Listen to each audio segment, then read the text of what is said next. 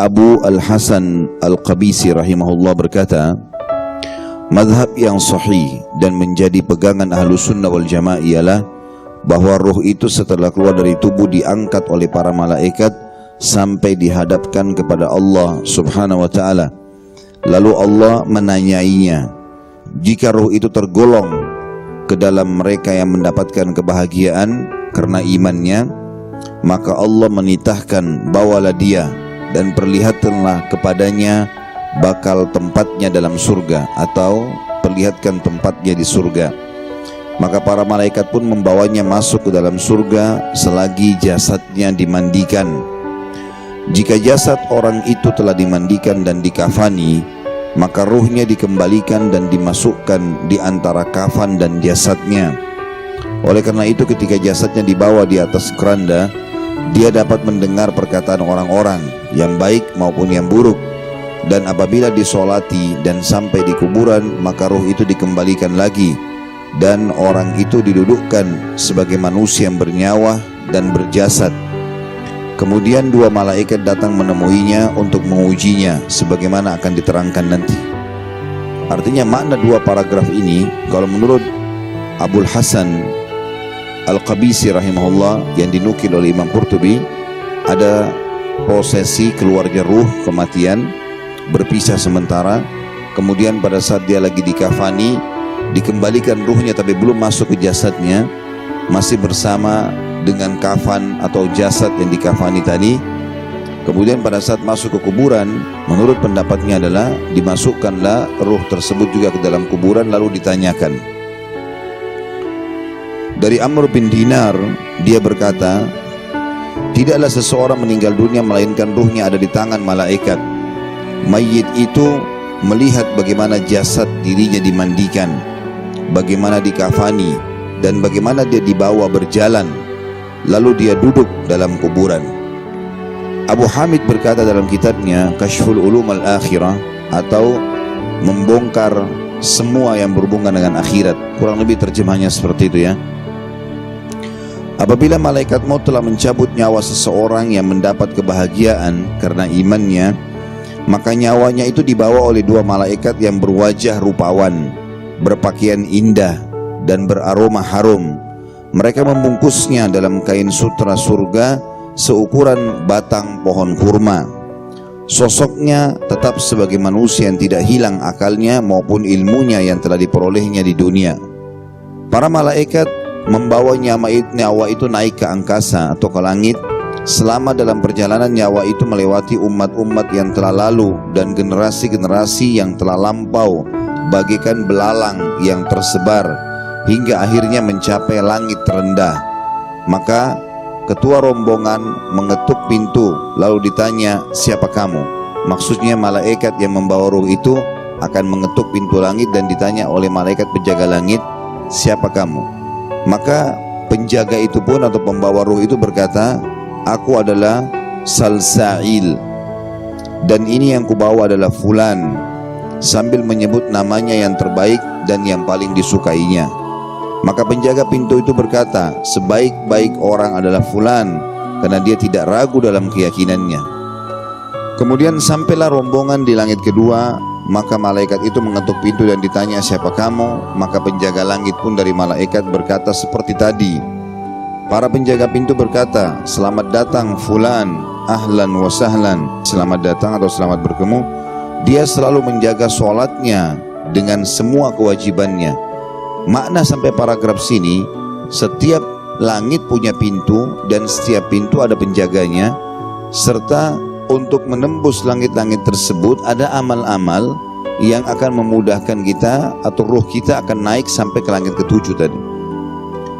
Karena di pintu pertama dikatakan yang menyebabkan pintu langit terbuka di pintu pertama, di langit pertama, karena dia penuh dengan keyakinannya, yakin Islam benar, dia meninggal dalam keadaan Islam.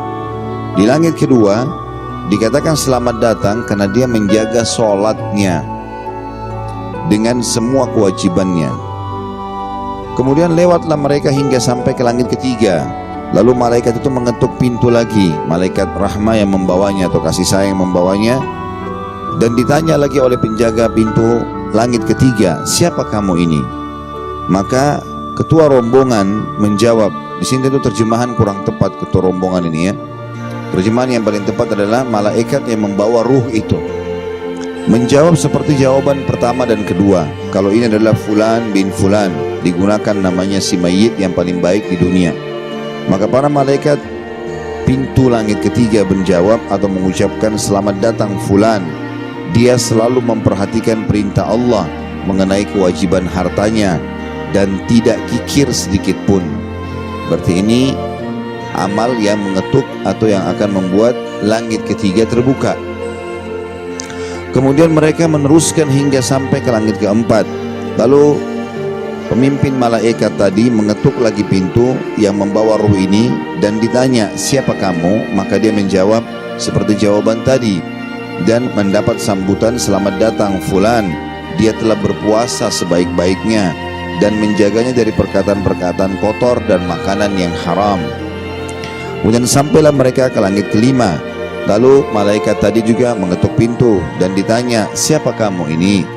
Lalu dia jawab seperti tadi juga dan mendapat sambutan, selamat datang fulan. Fulan ini maksudnya si mayit ya. Dia telah menunaikan haji wajib tanpa dibarengi dengan sum'ah dan riya. Sum'ah ini sebenarnya mencari nama lah ya. Dia dianggap nanti sudah pergi haji ya dengan kedudukannya.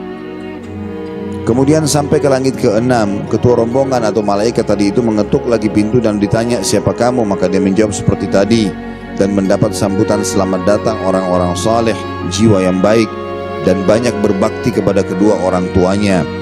Lalu pintu pun dibukakan untuknya. Akhirnya sampai dia di langit ke-7, maka malaikat yang membawanya, malaikat rahmat, mengetuk pintu lagi dan ditanya, siapa kamu? Oleh penjaga malaikat pintu langit ke-7. Maka dia menjawab seperti tadi dan mendapat sambutan, selamat datang fulan. Dia banyak beristighfar saat dini hari, bersedekah secara diam-diam dan menjamin anak-anak yatim. Lalu dibukakanlah pintu. Kemudian lewatlah rombongan itu hingga tiba di Saradiqatul Jalal atau kemah-kemah keagungan. Ketua rombongan mengetuk pintu dan ditanya, siapa kamu? Maka dia jawab seperti tadi juga dan mendapat sambutan, selamat datang, ahlan wa sahlan, hamba yang soleh dan jiwa yang baik. Dia banyak beristighfar, beramar ma'ruf dan bernahi mungkar dan memuliakan orang-orang miskin. Dan mereka terus berjalan dan bertemu dengan para malaikat. Semuanya senang menerima kedatangannya dan menyalaminya sehingga sampailah di Sidratil Muntaha. Lalu malaikat yang membawanya mengetuk pintu dan ditanya, siapa kamu? Maka dia menjawab seperti tadi dan mendapat sambutan, selamat datang fulan, ahlan wa sahlan, amalnya soleh, ikhlas semata-mata karena Allah. Lalu dibukakan pintu.